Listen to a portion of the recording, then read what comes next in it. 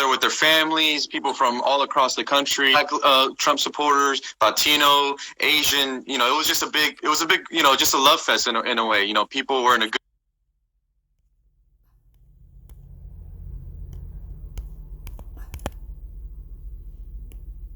Actually, the street in front of the White House. So I call it kind of just a journalistic instinct. So right there around 2 or 3, I said, you know what, I think I should make my way down there and just to maybe interview folks and just see what happens. And right when I got down there, Will, it was broad daylight. It was about 3 p.m. And what caught my attention first was a little girl was walking with her parents, and her parents were wearing their Trump gear. So this was a Trump supporting family. And the little girl had her head down and she was crying. She was in distress. And I thought that was odd, so I pointed my camera at them just to see what was going on. And as soon as I did that, all these Black Lives Matter supporters rushed the family, screaming at the family, and then they actually clashed. And actually, this video actually went viral on Twitter. I believe it has like 2 million views right now. And there was a moment where one of the Black Lives Matter people pushes the dad onto the little girl. She hits the floor really hard. She gets up. She's crying for her life. You have all these people screaming at them, attacking the family, attacking their mom, attacking the dad. And this was in broad daylight, Will. So I already knew that for the rest of the day, this wasn't going to be a good sign. So what DC police did at this moment is they shut off every street entrance onto Black Lives Matter Plaza in order to basically contain these clashes between Trump supporters and BLM supporters. And I want to make it clear, the Trump supporters were literally just walking to their hotel. Like, they had to walk through that area to get to their hotels. It wasn't like they just wanted to go down there. And I walk up to a police line on I-16th Street, and what caught my attention was another Trump family pleading with the police if they could be let through to go to their hotel, that they didn't want to walk through the Black Lives Matter groups. The police refused, did not help out these people, and pointed them towards the groups. As soon as these people started walking, they were attacked in front of the police. And this is right here, Will, is when I was filming. It was an African-American female in that orange cap, and she punches a Trump supporter in the head, attempts to steal his flag. This is all going down for the police. They never step in. And then, Will, that's when the group walks further down the street. And then we got that other viral video where we see a Trump supporter in a long black sleeve shirt, orange lettering. He attempts to steal a microphone from somebody. And then that's when the group kind of gangs up on him. And then I'm pretty sure you've seen the clip now, Will, where the guy got sucker punched and he hits, his head, goes straight to the pavement. And as soon as he hit the pavement, another 2 people came and stomped on his head. The police still didn't even come in. The man had to get the people had to basically pick him up and take him to the police. So this guy was knocked out. And at this time, Will, as a reporter, there's just so much running running through your head. So much commotion is going on. It's all chaotic scenes. And immediately after, an elderly couple, a woman and a man were walking to their hotel, and an Antifa tries to steal this Trump flag from a 70-year-old woman. I know the photo went viral where she's like literally clinging onto the flag for her life.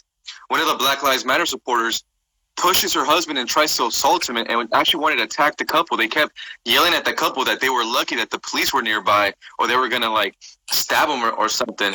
And one of the females had a taser, and she was attempting to tase a reporter named Kaylin with Scriber News. And the scenes were so chaotic, Will. So basically what me and Kaylin did at this time is we ran to the police. We gave them the videos of the assaults and pointing at the people who committed the assault. So I do want to credit the police at this time. They made those arrests in real time in front of our faces. We shot video footage of that. So they arrested the 4 suspects. One of the suspects, Will was a registered sex offender. One brought a gun and one brought a knife. And this was only, Will, this was like 3 p.m., Will. So this is like in the broad daylight. And at this time, Will, there was already clashes all over D.C., Trump supporters getting attacked left and right on their way to their hotel. So the scenes were very chaotic. And then a couple hours went by, and Trump supporters who were just literally just dining out, doing outdoor dining, were getting shot with fireworks and mortars. I've never in my life seen anything like that. For those who have been following, they know I've been all over now, Kenosha and Seattle and all the civil unrest. But I've never seen, Will, families getting attacked, people with their family, with their kids, elderly couples. Like I said, people were literally just eating, having dinner, and they were getting mortars shot at them. a couple of my friends were sending me videos of their hotels. One was at the Grand Hyatt Washington, and the other one was a Willard, where the protesters tried to breach their hotel to attack these Trump supporters who were with their kids. So it was really, to be honest, but I'm still trying to wrap my head around it, man. I've never seen just anything like it. The thing is, you got all this on video, too. So, I mean, I see some of the comments that were on here already, and they're like, oh, this is fake news, this is BS. It's like, just go look at the videos. They're all over social media. They're on your page, they're on people like Elijah's page, Kalen's page. I mean, they're all over social media that people can go and see the stuff. But then again, it's like the same thing with us posting about anything with election fraud or voter fraud, and Twitter censors it, or big tech deletes the video, whatever it is. And we see that happen with these type of videos, too, because they don't want the leftist violence to get out there. And what I find so crazy is that if they were so confident in the fact that they won and they control the culture, and, you know, why do they feel like they need to even give conservatives the time of day? Why do they feel like they need to hurt us? It's because they're insecure about themselves. They feel like they haven't beat us. They had to cheat to win, and now they are hurting us in the streets, assaulting us, silencing us on social media because they don't actually have a way to battle our ideas in a real constructive way. This is how they act. This is how these leftists, these radical people act. And I mean, you getting stuff on film is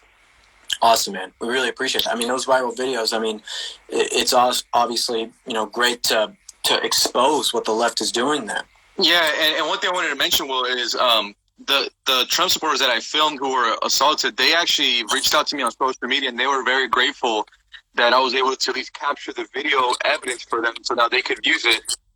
You know, one thing that they were telling me was they were just really disappointed on how the DC police handled the situation. You know, if you're from DC, you know the atmosphere here. You know what happens on Black Lives Matter Plaza. It's not a secret.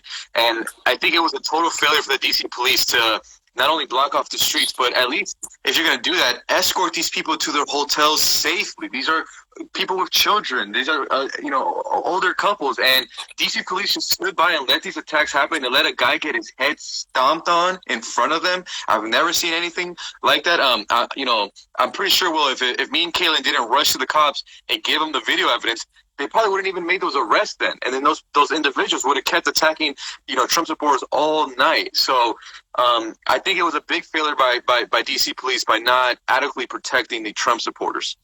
After you saw what happened there, and then obviously going across the country and seeing Antifa and violent leftists attack so many people and seeing conservatives be peaceful until they are attacked, what would be your main message to people out there who maybe aren't seeing the videos, or people who need to know just blanket what's actually going on with the left in this country? I mean, I think my biggest thing is if you're a Trump supporter during these times, you just really be careful. I don't want to be that guy to be like, hey, don't wear your MAGA hat and be proud. But it just seems like right now we're just at a time and place where these people feel like it's okay to just brutally assault you in front of your kids, but at the same time, law enforcement didn't do anything. They stood down.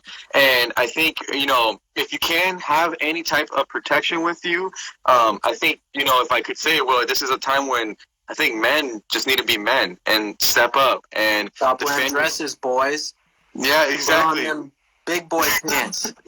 and start defending, your families and stuff. And, to be honest, well, after Saturday, I was talking to someone. I was like, dude, when people see these videos, now the right is going to come back with a vengeance. I don't think the right's going to be standing by and getting attacked anytime soon. I think they're going to start fighting back. And, look, obviously I don't want to see our country divided at this point, but I think, if you're a Trump supporter and you look at those videos, I don't see how those videos don't make your blood boil, man. When I saw that dad Will get pushed onto his little girl, even as a journalist, it was just too much to witness in person. I was just like, what's going on with our country? I've never seen anything like this. I know. It's really terrible to see. But conservatives, when you do stand up, you stand up in the right ways. You don't just go out looking for trouble, but you do defend yourself from evil all the time. That's what we have to do. We have to defend our country from evil. That's the most important thing. I appreciate you coming on, man. Where can people find your videos, find your stuff?